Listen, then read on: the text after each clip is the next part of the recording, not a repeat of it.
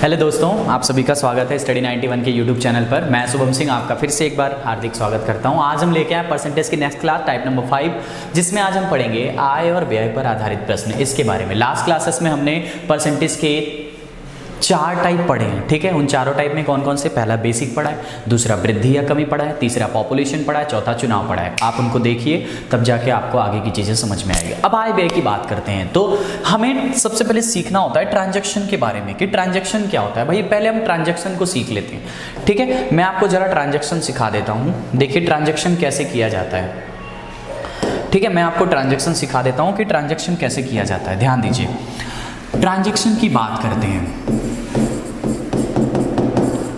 Transaction मतलब लेन then. देखिए ध्यान से, लेन देन की बात करें कि लेन देन कैसे किया जाता है। हम लेन देन की बात करने वाले हैं, ठीक है। मैं आपको लेन देन सिखाने वाला हूं। चलिए, लेन देन 2 तरह से किया जाता है। 2 तरह से कैसे किया जाता है? एक किया जाता है कि पूरी आय में से, इनकम में से लेन देन किया जाता है, पहला होता है, ठीक है। दूसरा जो किया जाता है, ध्यान दीजिए, वो शेष का या आउट ऑफ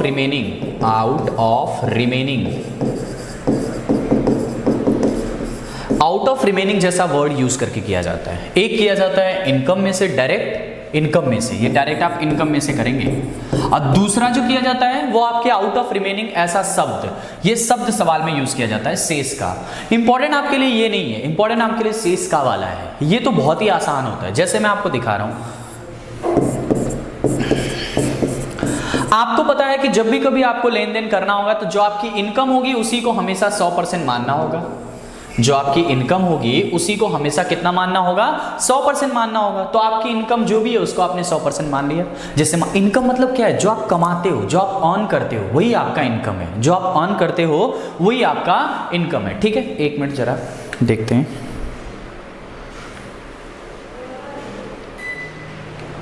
ठीक है, थोड़ा एसी ठंडा नहीं कर रहा है तो मजा नहीं आ रहा है। चलिए, इनकम है 100%, उसी में से आपको आय। अब चलिए, जैसे मान लीजिए आप 100 रुपया कमाते हो। अब 100 रुपये में से आप कहाँ कहाँ खर्च कर सकते हो? तो आप कहोगे आप कपड़ा पर खर्च करोगे, आप यात्रा पर खर्च करोगे, आप किराए पर खर्च करोगे, ये सब आप खर्च करोगे। मकान के किराए, रेंट पर, जैसा हम लोग भी रेंट पे रहते हैं, आप लोग भी रेंट पे रहते होंगे, इस तरह से खर्च। कपड़ा पे मान लीजिए आपने 20% खर्च कर दिया, यात्रा पे मान लीजिए आपने 10% खर्च कर दिया, किराए पर आपने 25% खर्च कर दिया। ये सारे खर्च आप किस में से करोगे? ये सारे खर्च आप आय में से करोगे, अपने इनकम में से 100 में से ही खर्च करोगे। तो मैं पूछूं कि आपके पास कितना बच गया? शेष आपके पास कितना बच गया? मैं आपसे पूछूंगा कि बताओ शेष आपके पास कितना बच गया। बहुत ही आसान है, कुछ नहीं भाई, 100 है, 100 में से सबको घटा दो, 20, 10 और 25, इन तीनों को घटा दो 100 में से। आप कहोगे 20, 10 कितना हो जाएगा? 30, 30, 25 कितना हो जाएगा? आप कहोगे 55।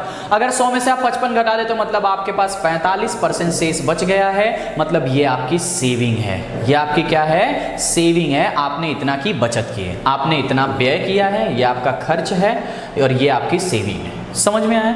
ये शेष, ये वाले जो टाइप होते हैं, जो इस तरह के सवाल होते हैं, मैं भी सवाल कराऊंगा इस तरह के, जो इस तरह के सवाल होते हैं बहुत ही आसान होते हैं, इनको कुछ करना ही नहीं होता है, ठीक है। मैं अभी इस तरह का 1-2 सवाल आपको करा दूंगा। ये आपके लिए बहुत ज़्यादा इंपॉर्टेंट नहीं है, आपके लिए ये वाला टाइप, जो दूसरा वाला टाइप है ना, वो वाला टाइप आपके लिए इंपॉर्टेंट है। तो दूसरे वाले टाइप को जरा समझते हैं, आउट ऑफ रिमेनिंग वाला, ठीक है। आउट ऑफ रिमेनिंग वाले टाइप को जरा समझते हैं।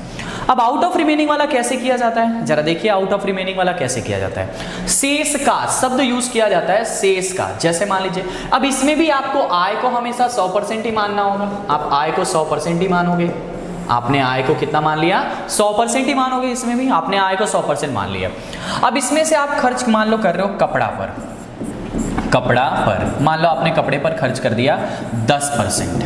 उसके बाद आपसे कहेगा शेष का, मतलब जो बच गया है। आप 100 में से 10 खर्च कर दिए कपड़ा पर, उसके बाद जो बच गया है उस पैसे की बात करेंगे।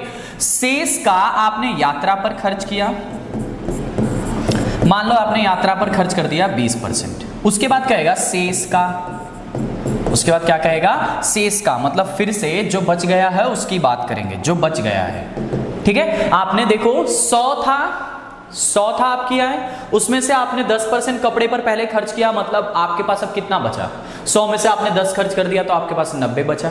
90 का यात्रा पर खर्च करोगे 20%। अब उसके बाद जो बचेगा, उस पे बाद जो बचेगा, मान लो आप पढ़ रहे हो शिक्षा पर, आप पढ़ रहे हो तो शिक्षा पर खर्च करोगे। शिक्षा पर कैसे खर्च करोगे? शिक्षा पर आप खर्च करोगे मान लो 25%। 25% आपने खर्च कर दिया और उसके बाद आपसे कुछ शेष कह रहा है कि कुछ शेष बच गया। ठीक है, इस तरह के सवाल बनते हैं, इस तरह का सवाल शेष का जैसा शब्द करके।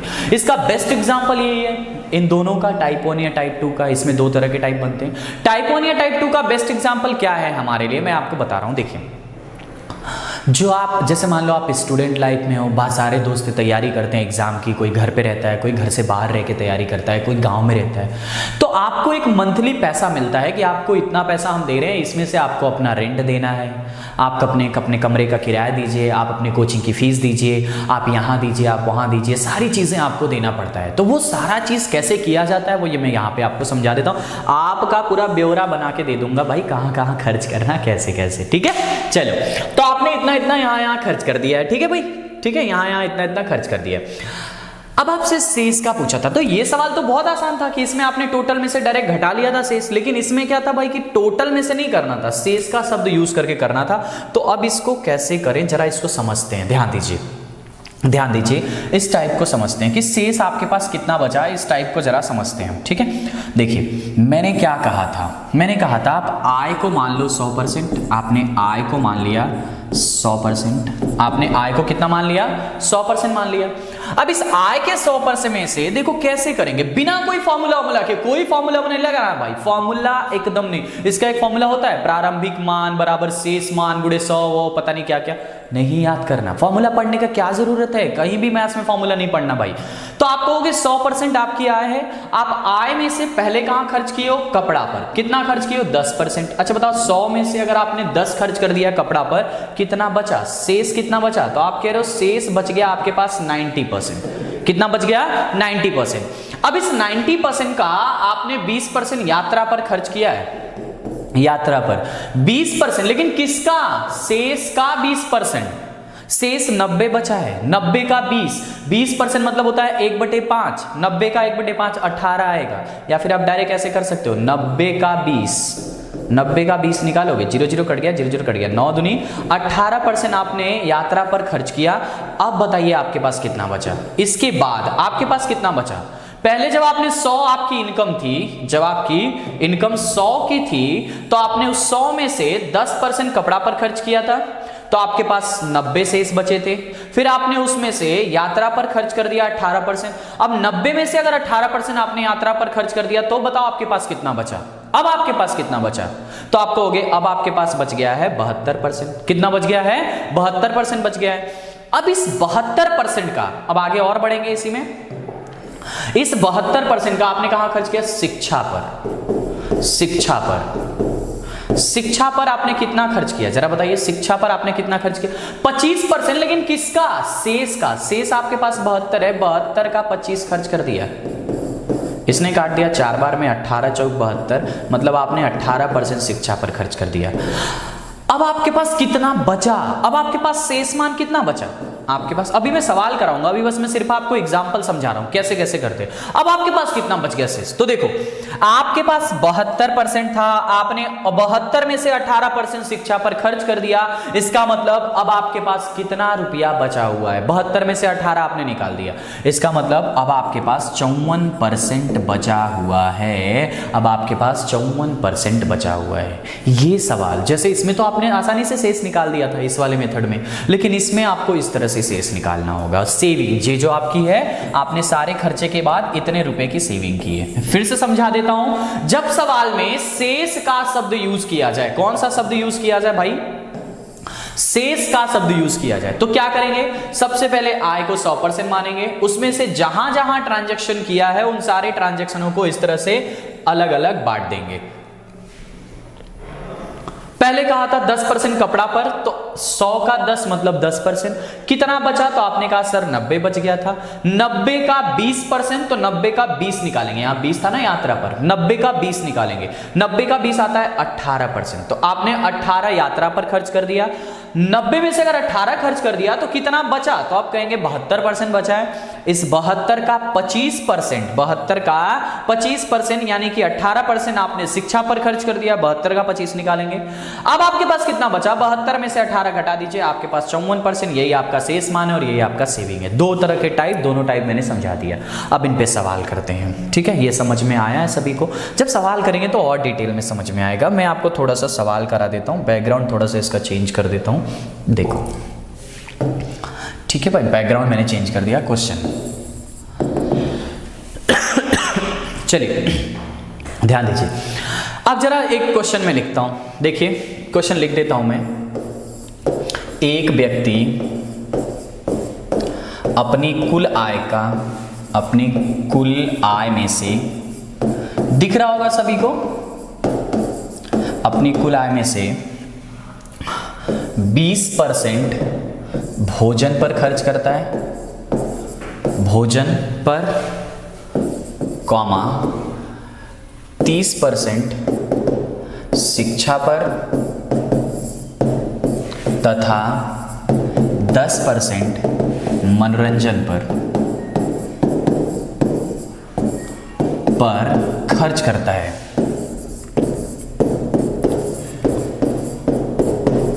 लिख लिया आपने? ऐसा इस तरह से आपने देखा, ठीक है। इसके पश्चात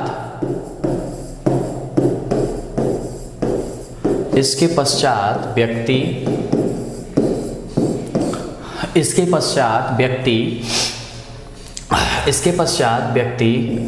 2000 रुपए की, यहां से 1 मिनट चेंज कर देता हूं, ज्यादा कर देता हूं। इसके पश्चात व्यक्ति 4000 रुपए की बचत करता है।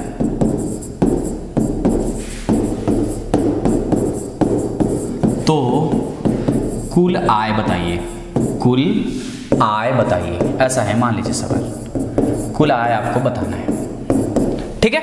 ये सवाल है, पढ़िए सभी लोग ध्यान से देख लीजिए, बहुत ही आसान सा सवाल है।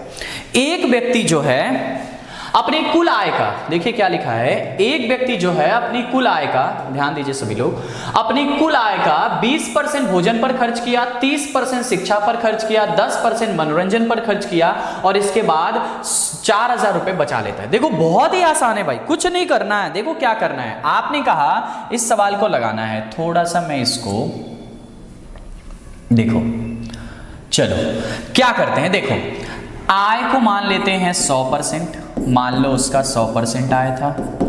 कहां कहां खर्च किया है, तो आपने कहा सबसे पहले भोजन पर खर्च किया है, भोजन पर, फिर कहां खर्च किया है, फिर उसने शिक्षा पर खर्च किया है, फिर कहां खर्च किया है, फिर उसके बाद उसने मनोरंजन पर खर्च किया है, मतलब खेल कूद, घूमने फिरने, मनोरंजन पर खर्च किया, और फिर उसके बाद उसकी बचत है। अच्छा बताइए, क्या इस सवाल में शेष का शब्द यूज किया है? नहीं किया है, कहीं पर भी शेष का शब्द यूज नहीं किया है, तो शेष का वाला सवाल ही नहीं है। शेष का शब्द यूज नहीं किया है तो आप इसको डायरेक्ट ऐसे ही कर सकते हैं। देखिए 20% भोजन पर, कुल आय में से ट्रांजैक्शन हुआ है तो बस ऐसे ही करना है, 20% भोजन पर, 30% शिक्षा पर और 10% मनोरंजन पर।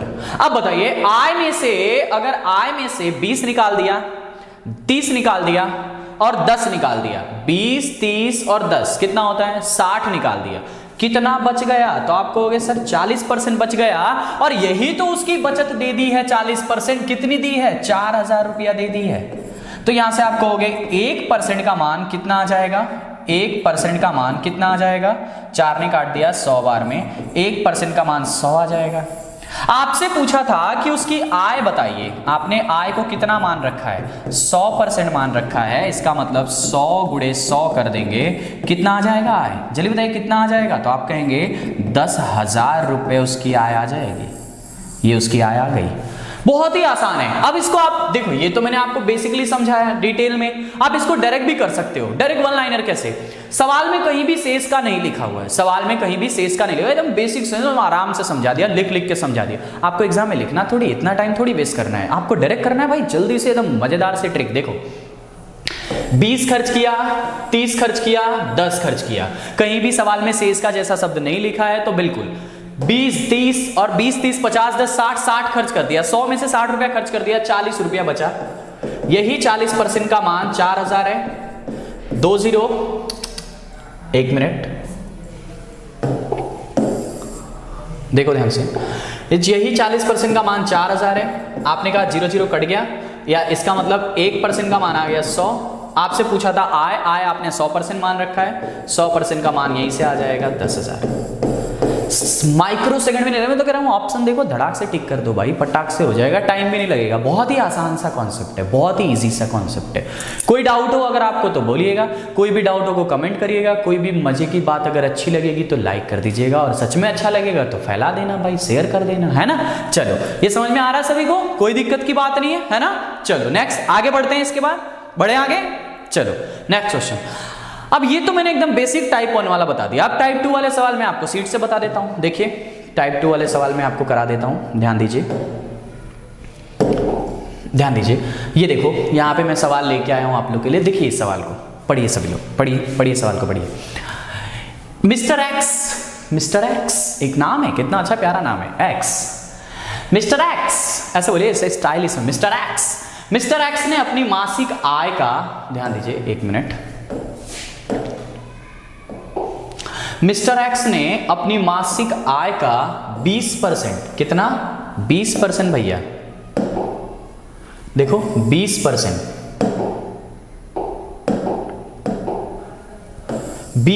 इन्होंने कहां खर्च किया है, तो घरेलू खर्चों पे खर्च किया है।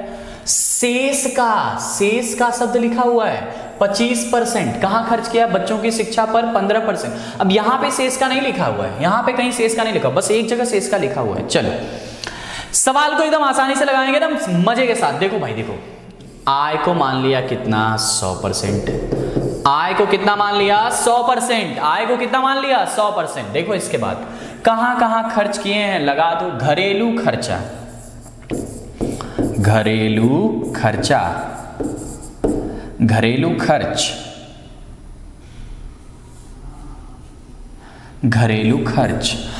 खर्च में उन्होंने कितना खर्च किया 20%, ठीक है। अच्छा बताइए कितना बचा, आप कहेंगे सर कितना बचा, तो आपने कहा सर 80% बच गया। कितना बच गया 80% बच गया।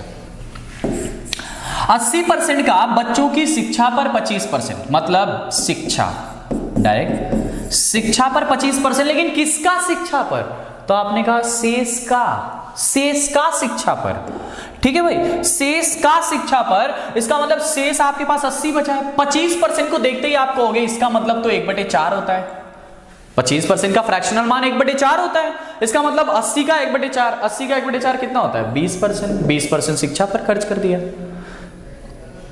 समझ में आ रहा है, चलो 20% शिक्षा पर खर्च कर दिया। इसके बाद देखते हैं, इसके बाद कहां खर्च किया, ये 20 कैसे है, 80 का 25 निकालना है भाई, आप इसको ऐसे भी कर सकते हो। देखो 80 का 25, 80 गुणे 25/100, इसने काट दिया 4 बार में, इसका मतलब ये 20। ये मैंने सिखाया आपको फ्रैक्शन में चेंज करना, इसलिए ये 20% आया था। आगे कह रहा है परिवहन पर 15%। अच्छा आप फिर से कहोगे कि सर परिवहन का मतलब पहले 80 में से 20 घटाएंगे तब तो, अरे नहीं भाई नहीं, जरा देखो सवाल को पढ़ो। मिस्टर एक्स ने अपनी मासिक आय का 20% घरेलू खर्च पर व्यय करते हैं, उसके बाद बस यहां पे लिखा है शेष का, सिर्फ एक जगह लिखा है शेष का 25% बच्चों की शिक्षा पर, और उसके बाद कॉमा लिखा है, शेष का नहीं लिखा है, शेष का फिर से नहीं लिखा है, मतलब इसी शेष का ये सारे हैं, इसी शेष में से, मतलब 80 में से 15% परिवहन पर, 15% दवाइयों पर, 10% मनोरंजन पर। 15% का मान होता है 3/20, 15% को आपको हो गए सर ये तो 3/20 होता है फ्रैक्शनल मान, इसका 15% का मतलब 3/20 होता है फ्रैक्शनल मान, तो 3/20 का इसी में गुणा कर देंगे। 80 का 20 4 बार में काट दिया, 3 चौको 12, 12% परिवहन पर खर्च कर दिया। ये कैसे आया है, तो ऐसे आया, देखो 80 का 15% 15/100 होता है। आपने कहा 20 से काट देंगे 4 बार, 20 से काट देंगे 5 बार, 5 ने काट दिया 3 बार, और 4 3 12, वही 12 है। या फिर आप कैसे करोगे, 15% का फ्रैक्शनल मान 3/20 होता है, इसका मतलब 80 गुणे 3/20 करना था, 20 से काट दिया 4 बार, 4 3 12% आएगा डायरेक्ट, ठीक है। तो ये मेथड आपको लगाना है, ठीक है, समझ में आ रहा है सभी को। चलो देखते हैं, तो आपने यहां पे खर्च कर दिया भाई इतना, परिवहन पर। फिर आगे कहाँ खर्च किया है, आगे दवाइयों पर, दवाइयों पर भी उतना ही खर्च किया है 15% ही, तो 80 का फिर से 15 12% ही आएगा। फिर कहाँ खर्च किया है, मनोरंजन पर, मनोरंजन पर कितना खर्च किया, 10%। किसका, 80 का 10% का मतलब होता है 1/10, 80 का 1/10 कितना होता है, 8% मनोरंजन पर खर्च कर दिया। और सभी खर्चों के बाद उसके पास, अच्छा बताओ बचत कितनी हुई, यहां से बचत जरा बता दो, देखो जरा ध्यान दो।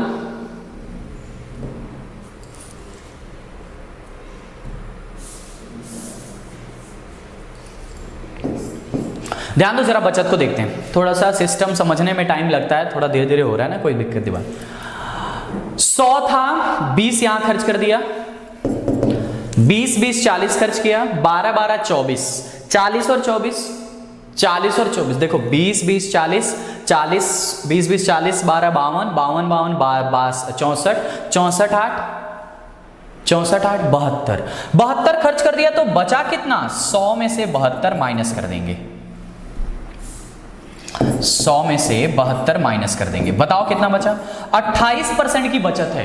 और यही 28% की बचत, ध्यान दीजिए, यही 28% की बचत उनके 9800 के बराबर है। 1% का बचत 14 से काट देंगे 2 बार, 14 से काट देंगे, 14 से काटो 14 7 98, 700 बार 2 से काटेंगे तो 350 आ जाएगा। 1% का मान 350 आ गया। आपसे पूछा था उनकी मासिक आय, मासिक आय में 100 का गुणा कर देंगे, मतलब 100% का मान, मासिक आय को आपने 100 माना है, 100% का मान 135, और ये डबल जीरो और लग जाएगा, एक और जीरो लग जाएगा, 135, एक कहां से आ गया भाई, एक नहीं आएगा,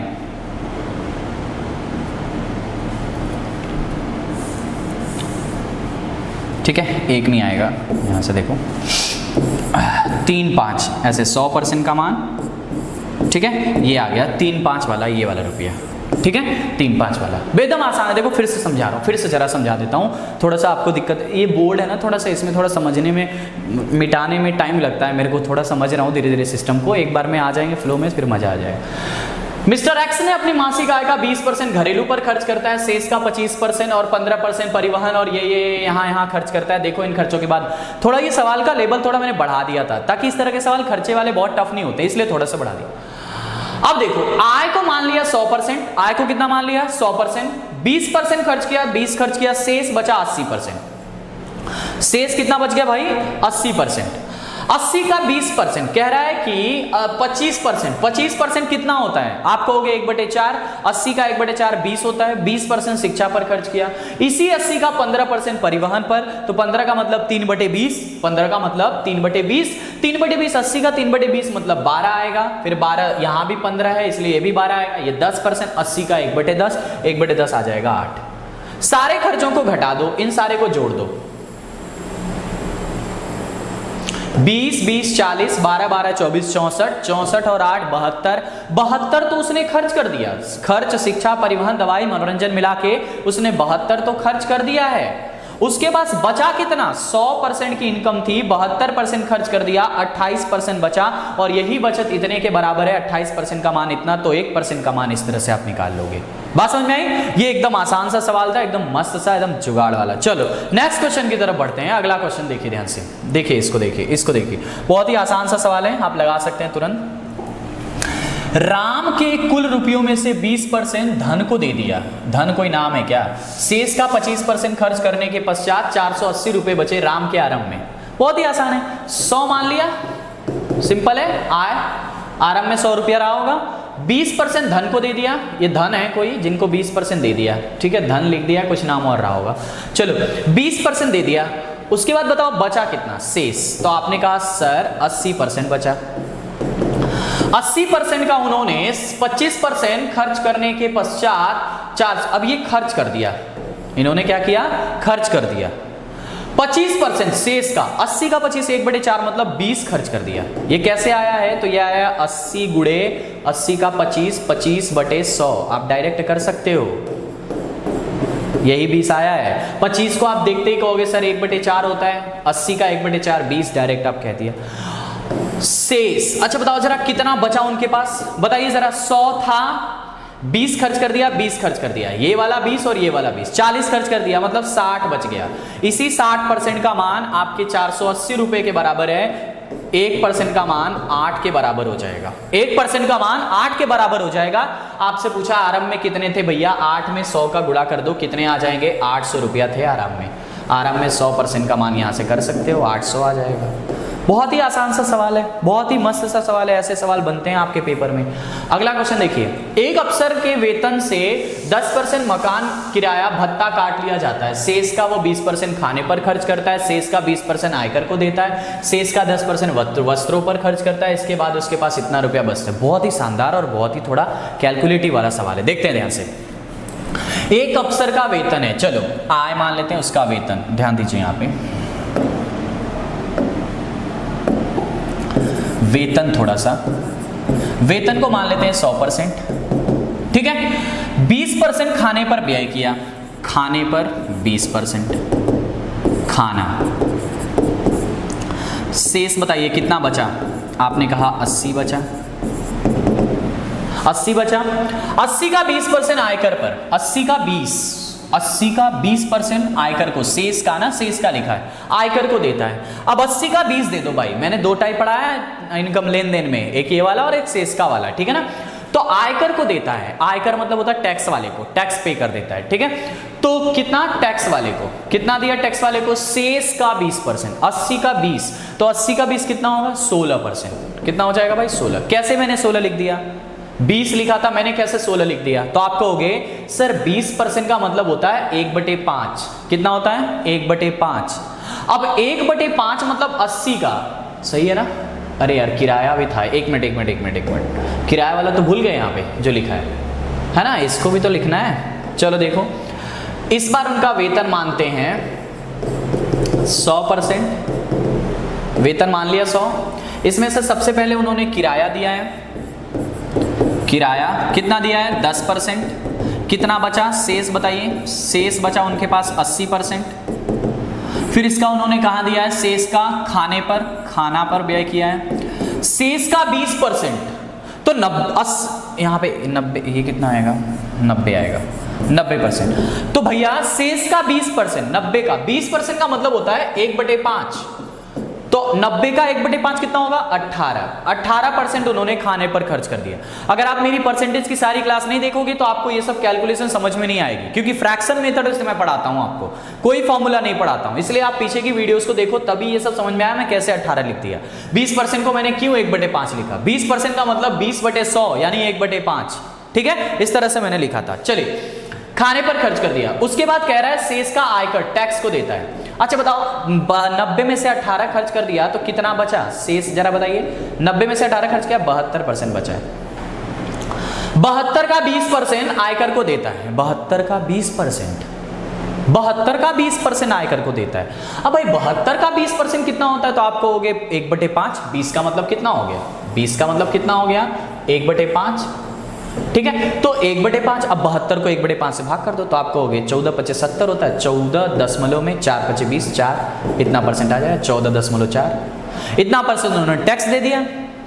इसके बाद 10% वस्त्रों पर खर्च करता है, शेष का, पहले शेष निकालो, 72 में से घटाना होगा, 6 बचा और यहाँ 11 में से 4 गया 7 बचा और यहाँ 6 में से गया तो 5 बचा, 57.6% बचा है अभी। इसका 10% मतलब 10.1 इधर आ जाए, 10% का मतलब कितना होता है 1/10। अब इसी का 1/10 करेंगे, 57.6 का 10 इधर जाएगा, 5.76%। इतना परसेंट उन्होंने कहाँ खर्च कर दिया, वस्त्रों पर खर्च कर दिया, वस्त्र पर उन्होंने खर्च कर दिया। अब इसके बाद उनके पास कितना रुपया शेष बचा, ये जरा बताइए। देखिए 57.6 बचा था, उसमें से उन्होंने इतना खर्च कर दिया, इसी में से भैया इसको घटाना है। तो देखो 6 मतलब 60, तो यानी 60 में से पहले तो 6 घटाएंगे तो 4 आएगा। यहाँ कितना बचा, यहाँ कितना बचा 5, 15 में से आपने 7 घटा दिया तो 8 बचा। यहाँ पे कितना बचा 6 में से 5 जाएगा तो 1 बचेगा और यहाँ पे 51.84% ये उनकी बचत है, ये शेष कह लो या उनकी बचत कह लो, 51.84%। दशमलव वाला सवाल है, देखो टाइम टेकन है थोड़ा सा, ठीक है ना। अब चलो इसको लगाते हैं, ध्यान दो। 51 यही तो है जो आपके किसके बराबर है, 1552 के बराबर है। 51 है और ये इतना है, ठीक है, 51 है और ये इतना है। इसका मतलब अगर इसमें मैं 100 से गुणा कर दूं तो ये हो जाएगा 51.84% बराबर, इसमें भी 100 से गुणा कर देंगे 1552 गुणे 100। मैंने दोनों तरफ 100 से गुणा कर दिया, इधर 100 से गुणा किया, ये दशमलव खत्म हो गया, और इधर भी 100 से गुणा कर दिया। अब ये 5184 है, 4 तिहाई 12 और 51 तिहाई 153, ये लगभग देखो 3 बार में कट जाएगा। इसका मतलब 1% का मान कितना आ जाएगा, 300 आ जाएगा। 1% का मान 300 आ गया। अब आपसे पूछा उसका वेतन कितना है, वेतन को आपने 100% माना था, यानी वेतन पूछा था, 100% का मान कितना आ जाएगा भाई, आप कहोगे 2 0 और बढ़ा दो तो ये आ जाएगा 30,000 रुपया उनका वेतन था। मतलब ऑप्शन नंबर कौन सा सही है, बी वाला। बात समझ में आई, ऑप्शन नंबर बी वाला सही। देखो कभी भी सवाल ऐसा जाए घबराने की जरूरत नहीं, आराम से किया करो, कैलकुलेशन चलता है भाई, है ना। इस तरह के भी सवाल बनते हैं, ठीक है। समझ में आ रहा है, अगर मजा आ रहा है तो जम के भैया लाइक करो वीडियो को, ठीक है। चलिए अब इसके बाद हम नेक्स्ट टाइप लेके आएंगे आपके लिए, आप देख ही रहे हो कौन सा टाइप है। टाइप नंबर परीक्षा पर आधारित पास फेल वाले जो स्टूडेंट होते हैं उस पे, और फिर और टाइप इस पे जो क्वेश्चन बनते हैं वो भी मैं आपको लेके आऊंगा। बहुत ही आसान से सवाल है, बहुत ही आसान से टॉपिक है। होप करता हूं आप सभी को ये वीडियो समझ में आई होगी, पसंद आई होगी, मजा आया होगा। अगर पसंद आई, मजा आई, समझ में आई तो जम के शेयर करो और पसंद करो भाई, लाइक करो जम के, और ज्यादा से ज्यादा फैला दो। और भी अच्छे और भी एनर्जी के साथ अगली क्लास में मिलते हैं। आज के लिए इतना बहुत है। Thank you, enjoy, all the best, take care, Jai Hind to all of you.